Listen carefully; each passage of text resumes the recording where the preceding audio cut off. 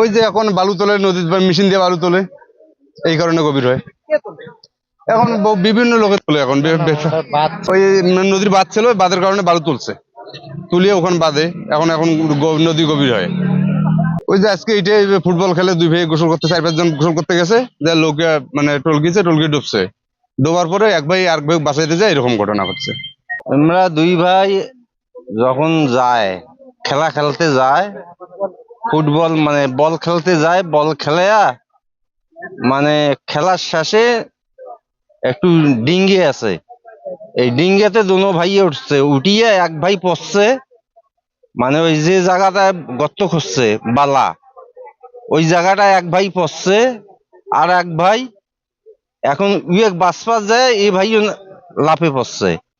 পড়ার সত্ত্বে দুনো ভাইয়ে নাই খোঁজ, 15-20 জন ডুবে ডুবি করি খুঁজতে খুঁজতে দুই ভাই একটা জড়াজন্য ভাবে পাওয়া হয়েছে।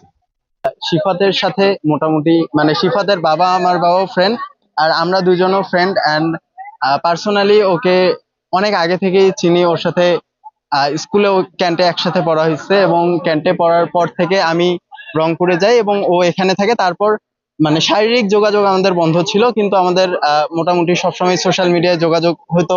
এবং আমি যখন করে আর কি বাসায় আসতাম, রংপুর থেকে রাজপুরে আসতাম, তখন ওর সাথে দেখা হইতো। অ্যান্ড মানে ও ফ্রেন্ড হিসাবে আমি অনেক ফ্রেন্ডই পাইছি, কিন্তু ওর মতো ফ্রেন্ড রেয়ার। মানে যে কোনো ইয়াতে, এমনকি আমি যখন ক্যান্টে প্রথম গেছিলাম তখন আমারও ওখানে অ্যাডজাস্ট করতে প্রবলেম হচ্ছিল, বাট ও আমাকে যথেষ্ট ব্যাকআপ সাপোর্ট, যতটা আর কি দেওয়া প্রয়োজন ও আমাকে দিছে।